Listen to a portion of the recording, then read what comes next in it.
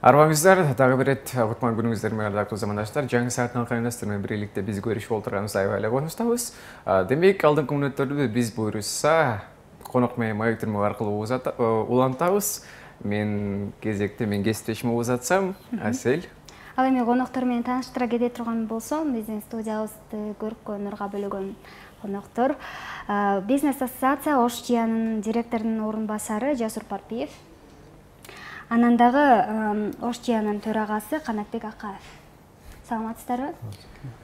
Эрте таңда маанайыңыздар кандай болду экен? Таңда кандай тосуңуздар? Жакшы аябай. Эрте менен. Келиңиздер, ардактуу мырзалар. Негизинен эле биздин студиябызга куш келипсиздер. Ушул албетте таңда биз менен тосуу өзгөчө болуп атса керек. Ошондуктан күндөгүдөн айырмаланып.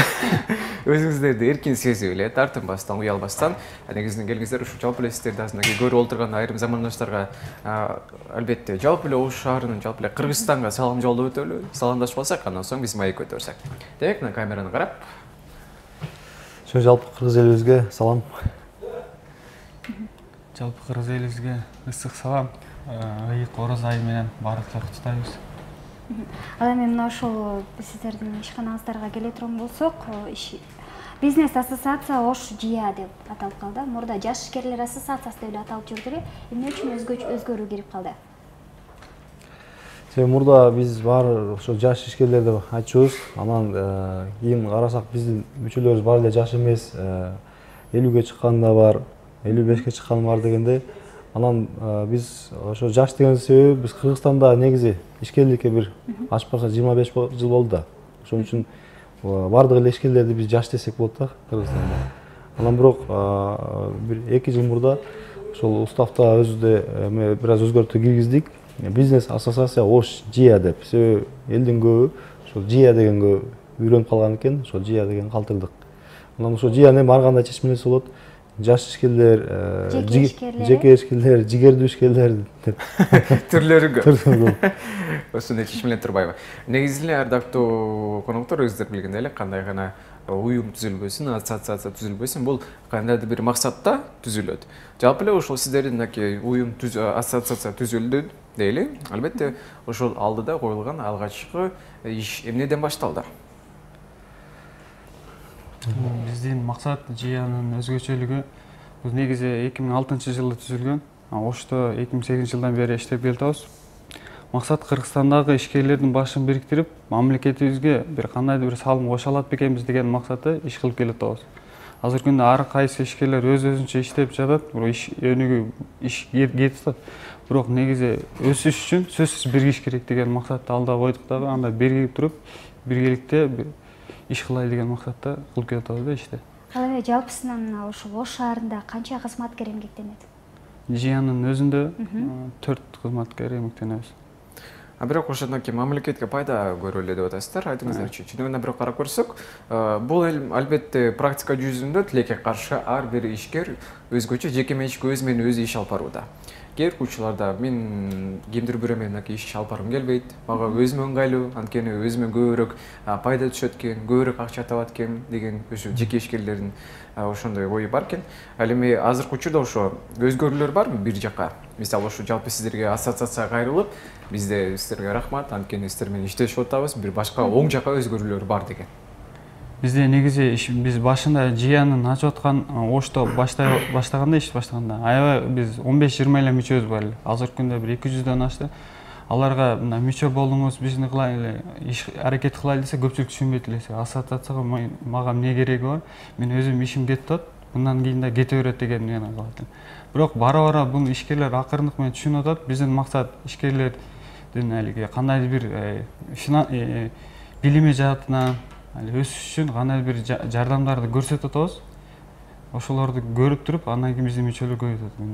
Бир топто кошкойсо, анан бул ассоциация дегенде баары биригип иш кылбайт. Баягы ал жерде ар тараптуу ишкерлик жүргүзгөндөр мүчө болуп, ЖИА мындай площадка болуп берет да, ал жерге келип, чогуу сүйлөшүп, чогуу семинарга катышып, чогуу бир чогулуштарга катышып, анан ар ким өзүнүн ишкерчилигин жүргүзө берет.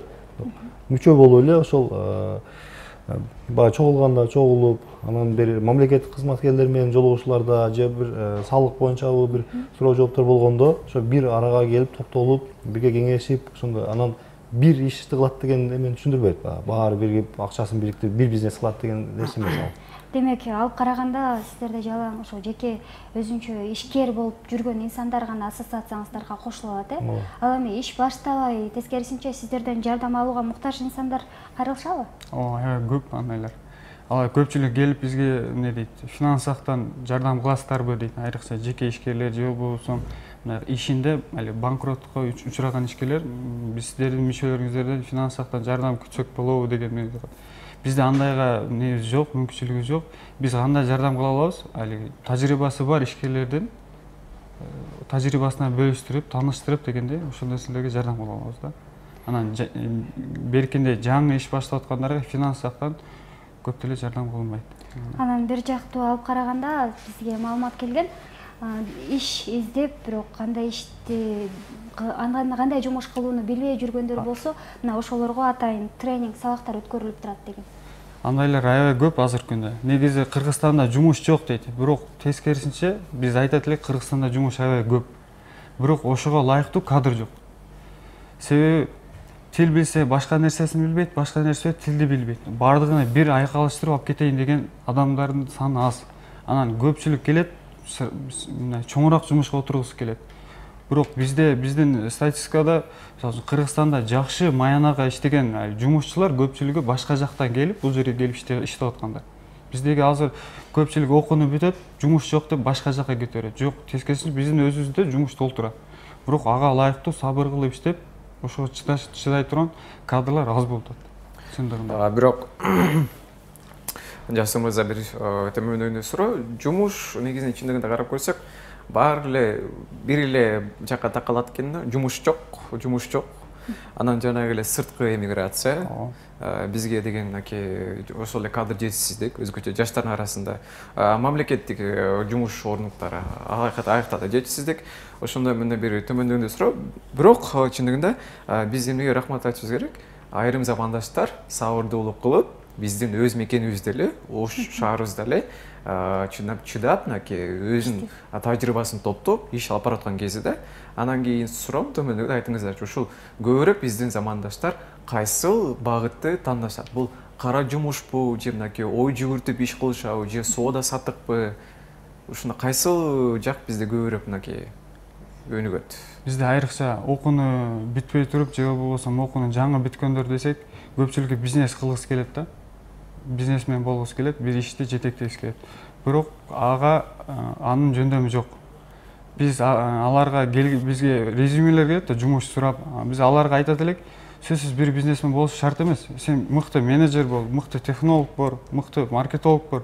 Ошолорду болсоң, ошол берки бизнеске караганда дагы көбүрөөк акча сала турган мүмкүнчүлүгүң болот дегенди айтабыз да, сунушту беребиз.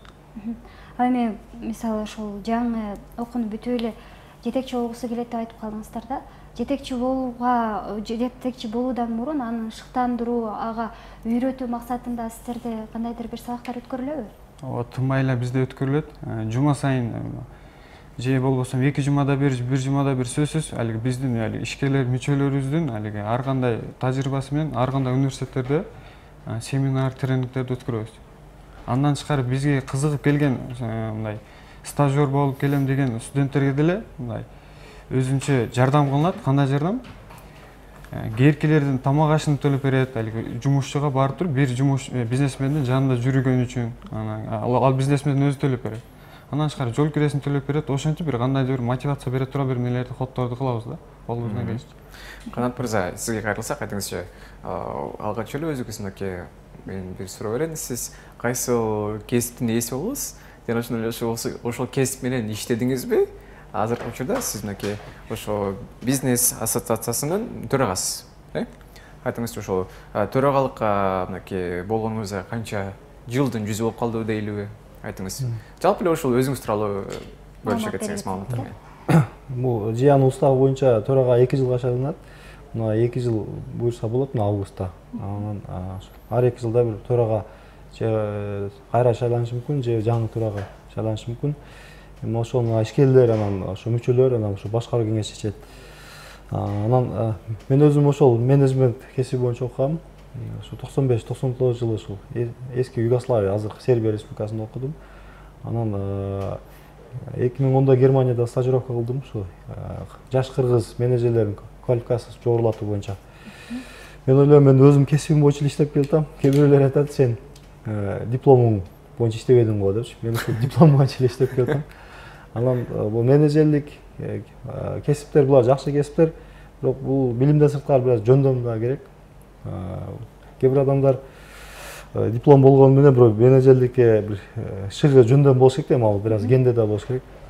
Анан мен айтам, ушу баары эле мына жетекчиликке, менеджерликке эле кызыга бербей, мына кесиптик окуу жайларда да окуп, мына бир конкреттүү мына кесиптердин да ээси болсо, мисалы азыр билебиз, баягы Азиатский банк кача колдоп берип атат, стипендиясын ача төлөп берип атат, ушул бир так бир конкреттүү кесиптерге да окусаңар, бир электрик, сварщик, сантехник дегендейчи. Себеби мына Россиядан келгендерди деле көрүп атабыз. Москвада келип айтат, биздин айылдагы усталар Москвадан көбүрөөк акча табат экен депчи. Кесип керек да.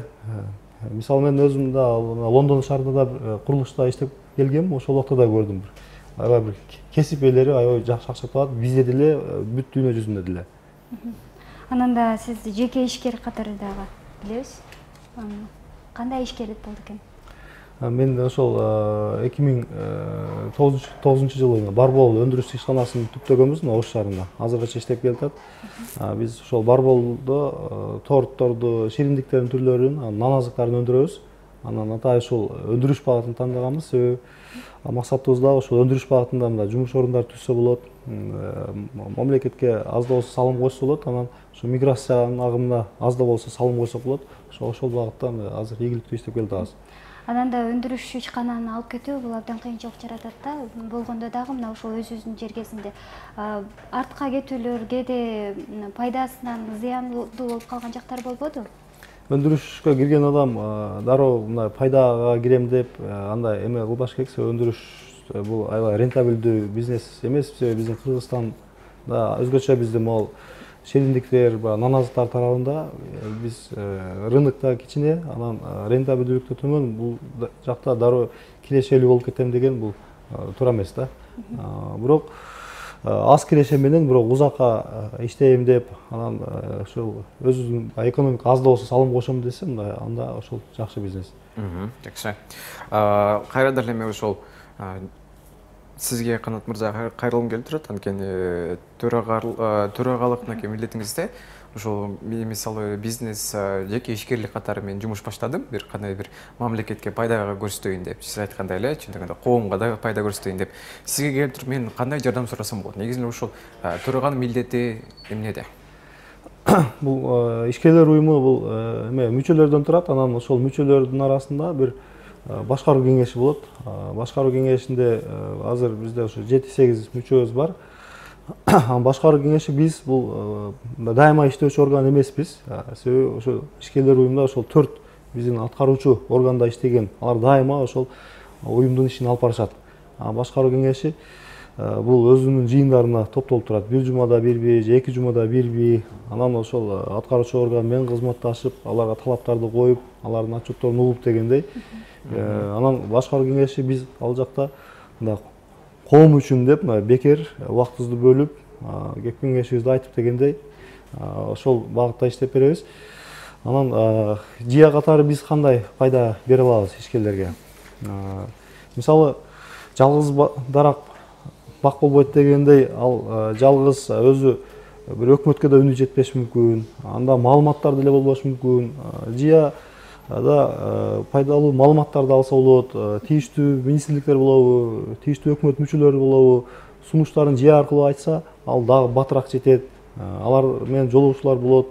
Жыя аркылуу мисалы ишкерлерге оппозициялык маанайда болушу мүмкүн, мындай терс маанайда. Биз Кыргызстаныбыз өнүкпөй атат, Кыргызстанда ишкерчилик жакшы өнүкпөйт депчи. Ошондой конкреттүү пикирлер болсо, жыя аркылуу анда бар премьер-министрге чейин жеткирип, экономика салымдарын кошсо болот. Эми жамааттын берекеси көбүрөөк да. Бирок ошондойдо сиз айткан мисалы бир очууну маселелер чечилеби, бир жыйынтыгына жетеби, же бир талкуу чыгарып эле жетпестен үнүн жетпестен эле калып кетеби? Мисалы өкмөттүн бул антикризистик программасы деп кабыл алган да, ошол жакта ЖИАнын бир конкреттүү бир 3-4 сунушу өкмөттүк деңгээлде ишке ашты да. Мисалы анын бирөөсү мына ЖИА биз айтып келгенбиз, Кыргызстандан экспортту көбөйтүү үчүн ошол экспортерлорду, ошол ишкерлерди мындай жаш баладай көтөрмөлөп колдош керек да. Ошолорго жол көрсөткөн, чет өлкөдө бир өнөктөш сатып алуучу таап берип, иши кылса экспорт илгерилетүү боюнча бир агенттик түзүү керек деп сунуш айтып келгенбиз. Ошону өкмөт кабыл алып, азыр экономика министрлигинде экспортту илгерилетүү агенттиги бар. Андан сырткары биз могул кичи жана чакан жана орто бизнести өнүктүрүү боюнча агенттик түзүү керек деп айтып келатабыз. Ал да буюрса ишке ашкан турат. Биз айтып келатабыз, Кыргызстан бир органик мөмө жемиштерди, органик азыктарды өнүктүргөн деп ал багытта да азыр иштер жүрүп атат. Анан өнөр жай зоналарын куруу керек деп чет өлкөгө чейин биздин баягы мамлекеттик өкүлдөргө чейин сыртка зыяраттарды уюштуруп бердик. Айтор аябай эле көп ашып келатат. Ардактуу коноктор, азыр биз ушул жерде маектик убакытты токтото туралы, анткени биз кезекте азыр жакшы бир клипке берсек, андан соң кайрадан эле улантабыз.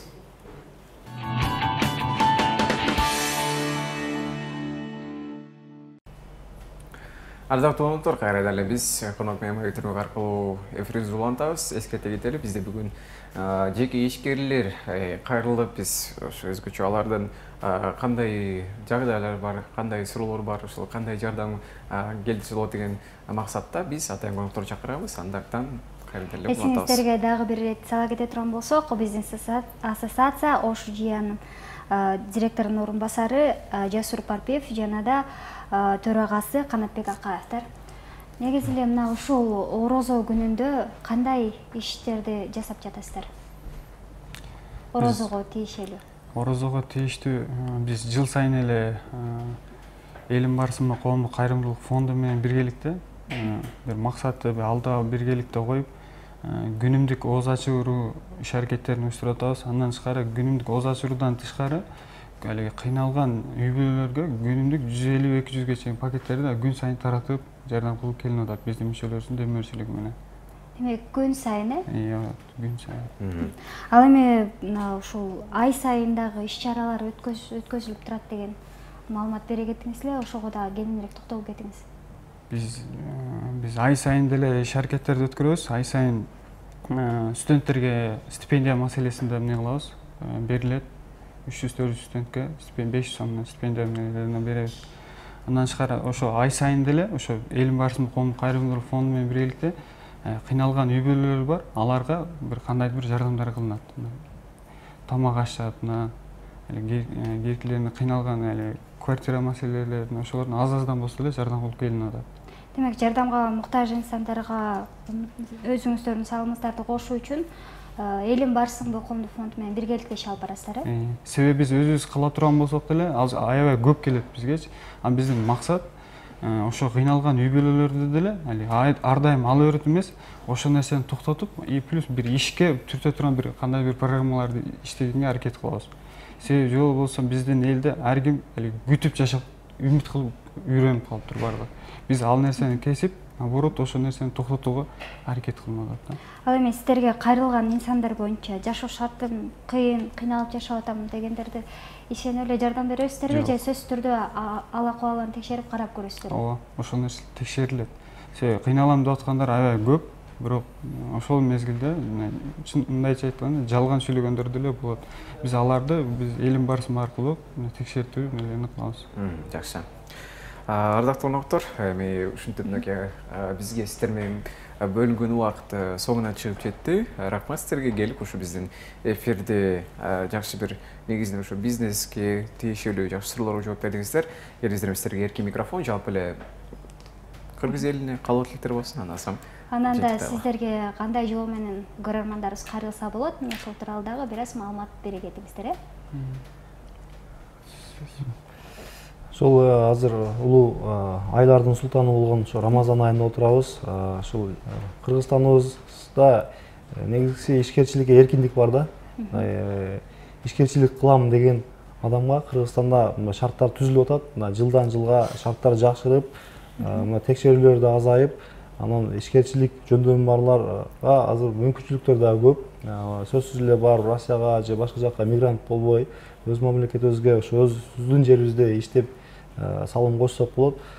Кыргыз элибиз, Кыргызстан элибиз тынчтыкта жашасын. Негизги биз байлыгыбыз Кыргызстанда тынчтык да бар. Анан могул диний эркиндик да бар.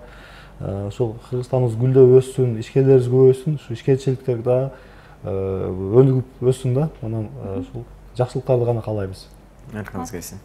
Жасыр мырза. Негизи мамлекеттин локомотиви бул ишкерлер.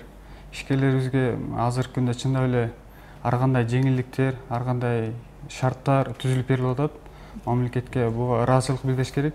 Кээрки адамдар буга карата жанагындай бизде бул өнүкпөй атат, ал өнүкпөй атат дейт. Ошол өнүкпөй атканын себеби биз ар кимибиз өзүбүз күнөөлөйбүз. Ага ар ким келип өзүнүн сунушун жеткизиш үчүн бир кандайдыр бир коомго кошулуш керек. Сөзсүз бизге болбосо башка бирөөгө кошулуп, мамлекетке альтернатива бир жолун сунуштаса, ошондо мамлекетибиз бирге өнүгөт деген мындайбыз.